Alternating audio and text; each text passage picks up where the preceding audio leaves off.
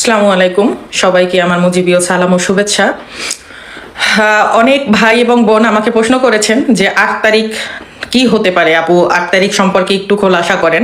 দেখেন ভাইয়া, আমরা ক্ষুদ্র মানব জাতি, অতি নগণ্য আমাদের পাওয়ার, একমাত্র উপরওয়ালা ছাড়া আমরা ধারণা করতে পারি যে কালকে কি হবে, কি হতে যাচ্ছে, বাট আমরা কখনোই একজন সাধারণ নগণ্য মানুষ হয়ে বলতে পারি না যে কালকে সকালে অবশ্যই এটা হবে, কারণ এটা নির্ধারণ করার জন্য স্বয়ং আল্লাহ তাআলা আছে। এটা আমরা করতে পারি না, আমরা উইশ করতে পারি, আমরা ধারণা করতে পারি। So what is going on exactly tomorrow morning, এটা একমাত্র আল্লাহ তাআলাই জানে। তো আমরা আন্তর্জাতিক রাজনৈতিক যে পূর্বাভাসটা পেতে যাচ্ছি এবং কন্টিনিউয়াসলি পাচ্ছি, সেখান থেকে বোঝা যাচ্ছে যে নির্বাচনের আগে সামথিং হ্যাপেন, কিছু একটা হতে যাচ্ছে। হ্যাঁ, এবং এটার জন্যই ডক্টর ইউনূস অ্যাটাক হেলিকপ্টার, এরপরে সাবমেরিন, যুদ্ধ বিমান, তারপরে সেনাবাহিনীর নিরাপত্তা এবং ওই যে গুপ্ত কিছু অস্ত্র যেগুলোর হিসাব নিকাশ এখন পর্যন্ত উপদেষ্টা বাহিনী এবং ডক্টর ইউনূস কেউই দিতে পারে নাই, এগুলো নিয়ে উনি একটা মানে প্রিপারেশনে আছে যে যদি কিছু হয় তাহলে এটা থেকে যেন কোনোভাবে প্রোটেক্ট করতে পারে, সেটা আকাশ পথে হোক, জলপথে হোক বা ফেস টু ফেস হোক। তো আই থিঙ্ক কিছু একটা হবে নির্বাচনের আগে, আমরা যে পূর্বাভাসটা পাচ্ছি বিশ্ব রাজনৈতিক একটা প্ল্যাটফর্ম থেকে, সেখান থেকেই আমি আপনাদেরকে বলছি যে ৮, ৯, ১০ এই February something happened, but I am not sure, কেউই শিওর না, আমরা আন্দাজ করতে পারতেছি। তো তার আগে আমি আপনাদেরকে আর একটা ব্যাপারে একটু খোলাসা করতে চাই, বিশেষ করে যেহেতু আমি একজন আওয়ামী লীগের কর্মী এবং মনে প্রাণে আওয়ামী লীগকে বিশ্বাস করি এবং বঙ্গবন্ধুকে অন্তর থেকে ধারণ করি। সেজন্য আমি আমার নিজের দলের কিছু নেতাকর্মীর উদ্দেশ্যে আমি কিছু বলতে চাই। আজকে আমার মেসেঞ্জারে, আমার ইনবক্সে আমার এলাকার বিভিন্ন এলাকার মানুষ বিকাশ নাম্বার পাঠায়। তো আমি অত্যন্ত দুঃখের সাথে বলতে চাই, বাংলাদেশের ৬৪টি জেলা, তার মধ্যে গোপালগঞ্জ, ভাঙ্গা, ফরিদপুর এবং মাদারীপুর, এই ৪-৫টা এরিয়াতে যদি এনসিপি বলেন, জামাত বলেন, বিএনপি বলেন, জাতীয় পার্টি বলেন, নাগরিক পার্টি বলেন, হরেবার একটা মানুষ একটা মিটিং করতে গেলেও তাদের হৃদয় কাঁপে, তাদের কম্পন উঠে যায় যে ওখানে গেলে আসলেই আমরা কতটুকু সেফ কিনা। তা বাংলাদেশের আদার্স ডিস্ট্রিক্টগুলোর কি হয়েছে? অন্য 60 বা 59 ডিস্ট্রিক্টের কি কোনো এমপি ছিল না? জননেত্রী শেখ হাসিনার কাছ থেকে আপনারা নৌকা প্রতীক নিয়ে নির্বাচন করেননি? আপনাদেরকে জনগণ ভোট দিয়ে আওয়ামী লীগের এমপি বানায়নি? আপনাদের নির্বাচনে আমার ভাইয়েরা মাঠ পর্যায়ে কাজ করেনি? তো আপনারা আজকে কোথায়? কার কাছ থেকে নমিনেশন পেয়েছিলেন? কাদের ভোটে আপনারা বিজয়ী হয়েছিলেন এবং কারা মাঠ পর্যায়ে কাজ করে আপনাদেরকে বিজয়ী বানাইছিল, এমপি বানাইছিল, মন্ত্রী বানাইছিল? কোথায় আপনারা? বিদেশে পালিয়ে গেছেন, বিলাসিতার জীবন কাটাইতেছেন। যে বঙ্গবন্ধুর দল আপনারা করেন, সেই বঙ্গবন্ধু তার জীবনের যৌবনটাই কাটাইছে জেলের মধ্যে। তো আপনারা কিরকম রাজনীতি করছেন, কিরকম আওয়ামী লীগ করছেন? আপনাদের জানের এত ভয়, এত আপনাদের জীবনের নিরাপত্তা, তার নিজের জীবনকেই যদি সেভ করতে না পারেন তাহলে দেশ কি করে রক্ষা করবেন? আর পারেন নাই, তো এটাই প্রমাণ করে দিছেন।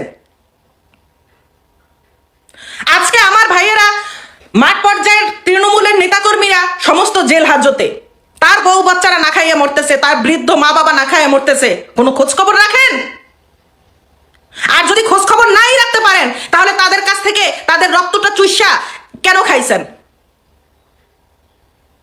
আজকে আমি জননেত্রী শেখ হাসিনার উদ্দেশ্যে একটা কথা বলি, I respectfully request to you, আপনি সুস্থ থাকেন, আল্লাহ তাআলা আপনাকে নেক হায়াত দান করুক।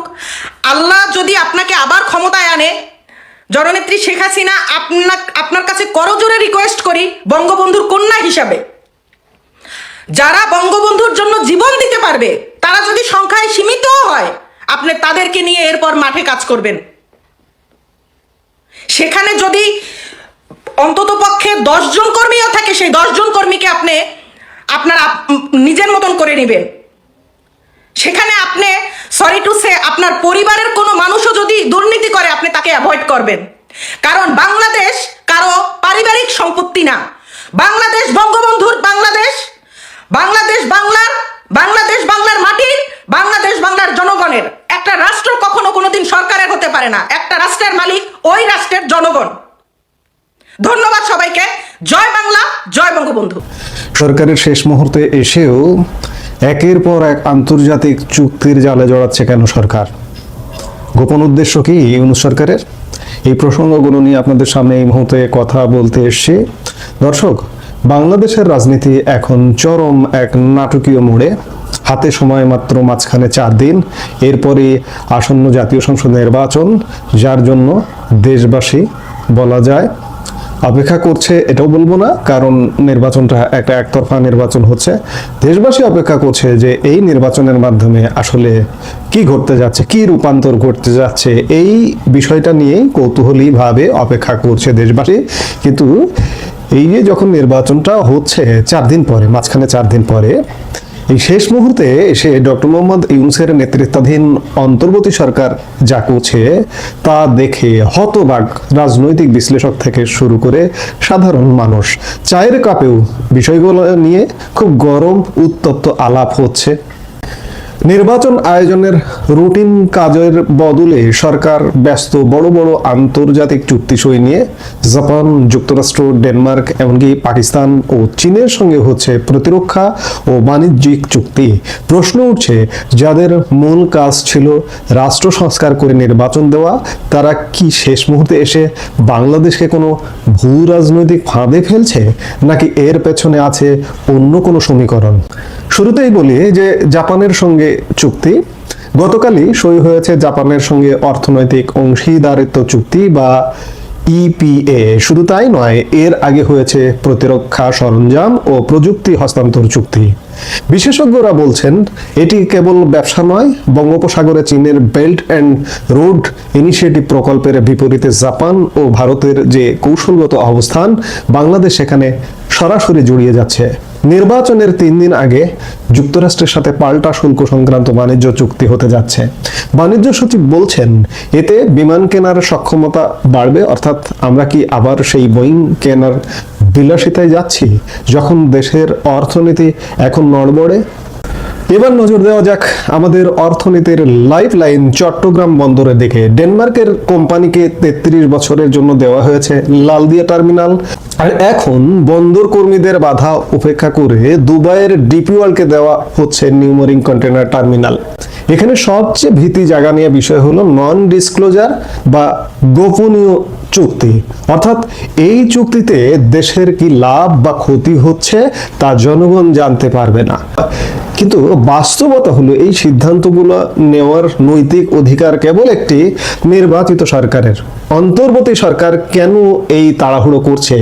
তবে কি পর্দার আড়ালে কোনো বিশেষ গোষ্ঠীর স্বার্থ কাজ করছে? অন্তর্বর্তী সরকারের সবচেয়ে চমকপ্রদ বিষয় হলো প্রতিরক্ষা খাতের কেনাকাটা। এটি নিয়ে বা এই কেনাকাটা নিয়ে, প্রতিরক্ষা খাত নিয়ে আমরা আলাদা একটি ভিডিওতে কয়েকদিন আগে কথা বলেছি। চীনের ড্রোন কারখানা, J-10CE যুদ্ধ বিমান, এমনকি পাকিস্তান থেকে JF-17 থান্ডার যুদ্ধ বিমান কেনার আলোচনা। এছাড়া আছে ব্ল্যাক হক হেলিকপ্টার আর ইউরোফাইটার টাইফুন। 16 বছর পর পাকিস্তানের সঙ্গে সম্পর্কের এই নাটকীয় মোড় ভূ রাজনীতিতে বড় বার্তা দিচ্ছে। বিশ্লেষকরা মনে করছেন যারা আগে স্বচ্ছতার কথা বলতেন, তারা এখন গোপন চুক্তির পথে হাঁটছেন।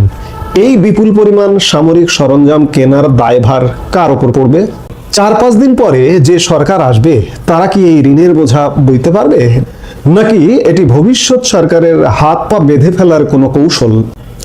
তথাকথিত জুলাই বিপ্লবের পর মানুষের মূল আকাঙ্ক্ষার জায়গাটা ছিল আমূল সংস্কার, দুর্নীতি দমন এবং রাষ্ট্র পুনর্গঠন। কিন্তু বাস্তব চিত্র আমরা কি দেখছি?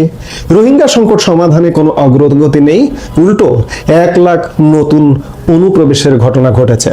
বিশ্লেষকরা বলছেন যে সরকারের মনোযোগ এখন নির্বাচনের চেয়ে ভূ রাজনৈতিক ডিল মেকিং এই বেশি। ডক্টর ইউনূস সরকারের অনেক উপদেষ্টা দ্বৈত নাগরিকত্ব এবং বিদেশে স্থায়ী বসবাসের বিষয়টি এখন আলোচনায় আসছে। তারা কি দেশের দীর্ঘমেয়াদী স্বার্থের চেয়ে নিজেদের আন্তর্জাতিক নেটওয়ার্ককে বেশি গুরুত্ব দিচ্ছেন? বণিক বার্তার এই বিষয়ে একটি রিপোর্টে মেজর জেনারেল অবসরপ্রাপ্ত ফজলে এলাহি আকবর বলছেন হাতে যখন 7 দিনও সময় নেই তখন এই ধরনের নীতিগত সিদ্ধান্ত নেওয়া মানে পরবর্তী নির্বাচিত সরকারকে চাপে ফেলা। দর্শক, অন্তর্বর্তী সরকার কি তাদের ম্যান্ডেট থেকে বিচ্যুত হয়েছে? তারা কি সংস্কারক সরকার থেকে ভূ রাজনৈতিক সরকারের রূপ নিয়েছে? এই প্রশ্নগুলো আজ প্রতিটি নাগরিকের। আপনারা কি মনে করেন এই চুক্তিগুলো কি বাংলাদেশের সমৃদ্ধির চাবিকাঠি নাকি সার্বভৌমত্বের ওপর ঝুঁকি?